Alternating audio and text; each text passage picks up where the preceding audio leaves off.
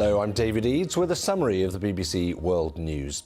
The South Korean President Moon Jae-in is in Pyongyang for a summit with the North Korean leader Kim Jong-un. High on their agenda will be the stalled denuclearisation talks, but also a formal end to the Korean War. Laura Bicker has more. Welcome that President Moon received was one that was incredibly warm. As he stepped off the plane, hundreds of North Koreans dressed in their best suits and best traditional Korean hanboks waved and cheered. He was welcomed on a red carpet. There was a military parade.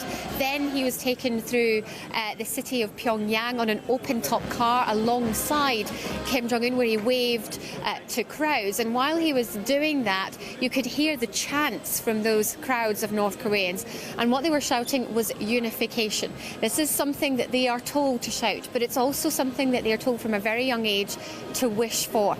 Kim Jong-un is definitely rolling out the red carpet and rolling out the warm welcome. Why? Because he needs Moon Jae-in to both further his hopes of developing into Korean ties, and he also wants a peace treaty. He wants an end to the Korean War.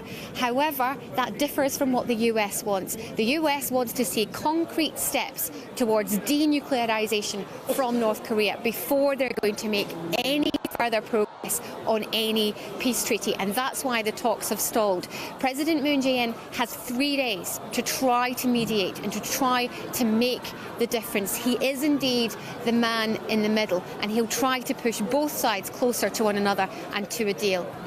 Laura Bicker there. China says it has no choice. It will retaliate against new US tariffs. In a major escalation of the US-China trade war, Washington is to impose fresh tariffs on $200 billion worth of Chinese goods.